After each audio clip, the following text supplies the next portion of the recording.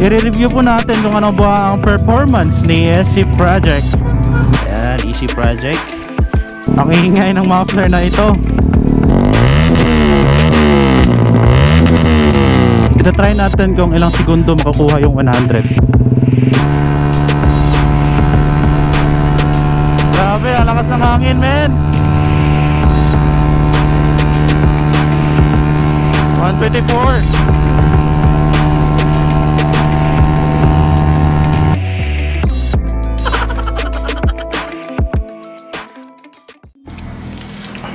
So what is up mga bro, mga paps? It's me Alex Farm, Motovlog again. Isang motovlogger po dito sa Bohol, no? So for today's vlog, kitang-kita nyo naman siguro sa ating intro na may pinalit tayo ng bagong muffler sa ating motor ulit. So ang ipapalit natin na tambucho is itong Easy Project. Ayan, Easy Project MotoGp exhaust technology. So ang Easy Project po is ginagamit po ito sa pang MotoGp na race, international race, which is big bikes. Itong tambucho na to ay para po ito sa RS150 FI. So shoutout kay bro Miguel, shoutout bro sa pagpahiram ng tambucho na ito. Napakasulit, no? Papakita ko po sa inyo kung paano i-install itong tambucho. So alam ko sa mga solid na subscribers ko dyan, alam na nila kung paano ikabit to kasi maraming beses na tayo nag-upload ng pag-install ng tambucho. So i-convert natin ito sa ating tambucho, which is modified power pipe po. So sa mga naka-sniper na merong mga modified power pipe, mas swerte kayo kasi kahit anong muffler na ilagay natin dito is saktong-sakto sila. Basta't may kasamang elbow dito sa canister, diretso na plug and play na dito. And of course, kailangan po natin ng tools sa pagbaklas ng ating tambucho, which is Allen key and combination on open wrench 13mm and bracket and bolts and nuts and lock ng muffler. Bago ko makalimutan, meron nga pala siyang DB killer or silencer. Kakaiba tong DB killer na to kasi yung DB killer na ito is ilalagay nyo dito sa loob mismo ng muffler. Di kagaya sa ibang tambucho na dito ilalagay. Itong DB killer na to is dito sa loob mismo.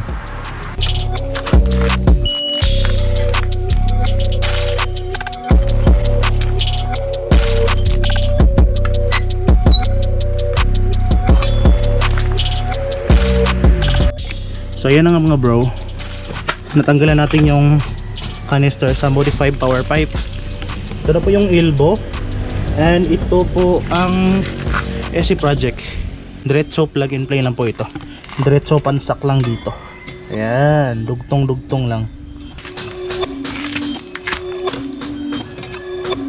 Perfect.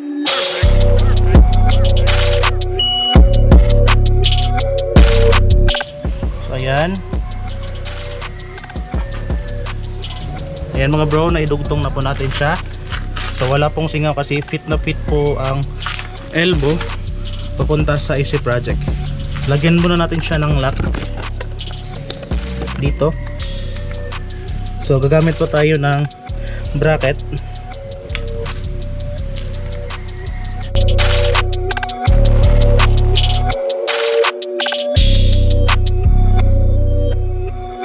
So ayan na po, naikabit na po natin yung SC Project na muffler.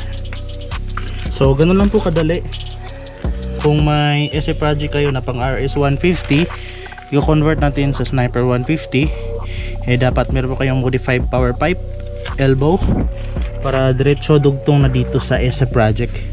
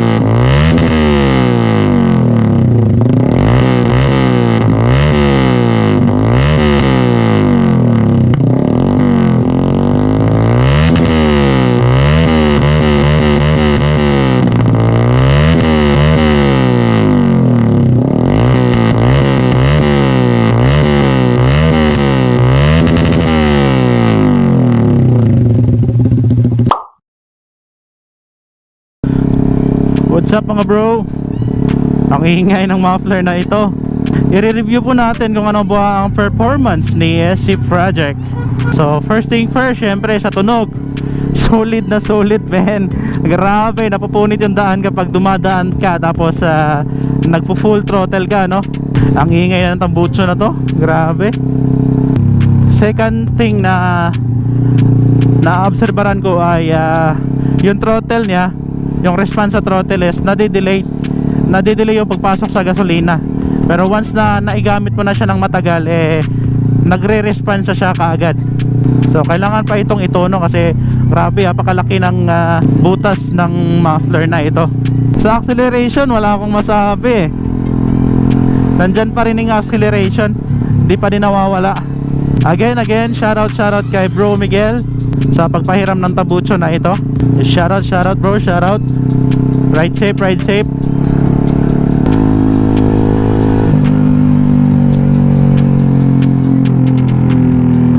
So yan mga bro, i-try natin sa banking. So pasensya na kayo na wala tayong gloves, tapos naka-short lang tayo. Malapit na naman tayo dito sa bahay, kaya din na lang ako nag-gloves. So kahit na walang gloves, kahit na naka-short lang, doble ingat pa din. Yeah, let's go. Perfect.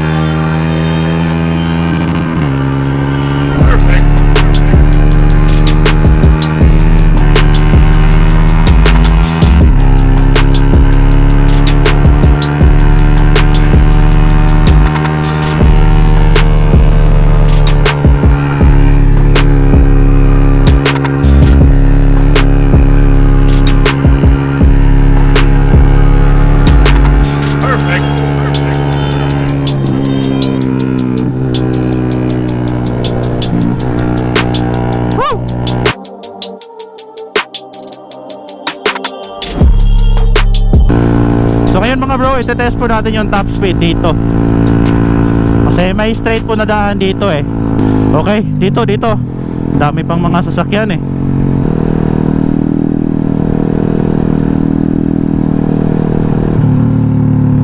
Okay, dito siguro, no?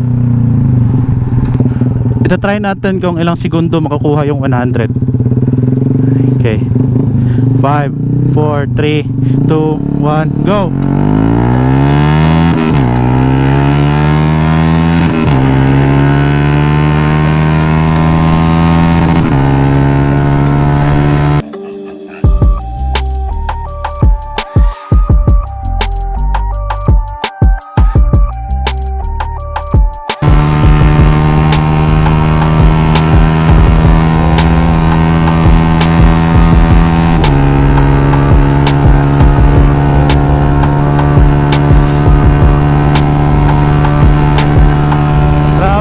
Hangin, men. 124.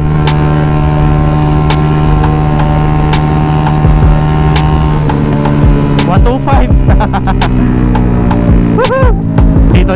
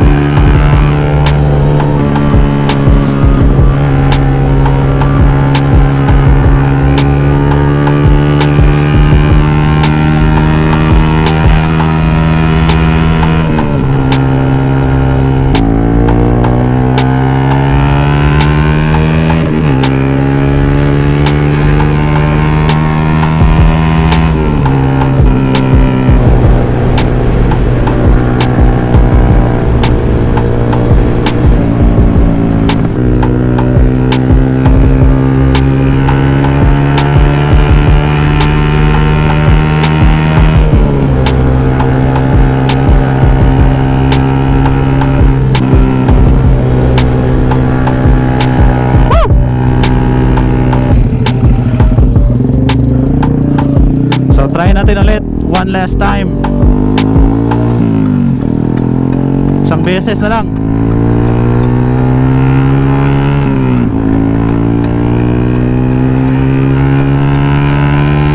Let's go.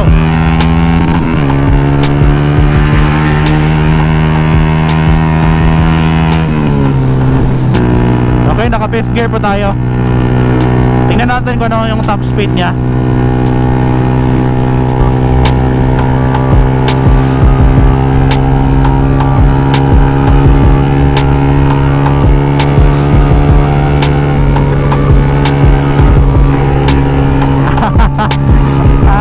Maraming sasakyan.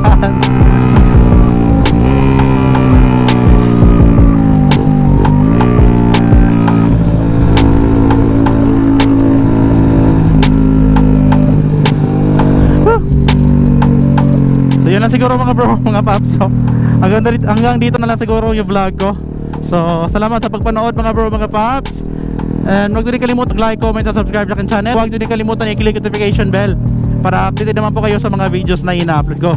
So as always mga bro, mga paps, ride safe and peace bro.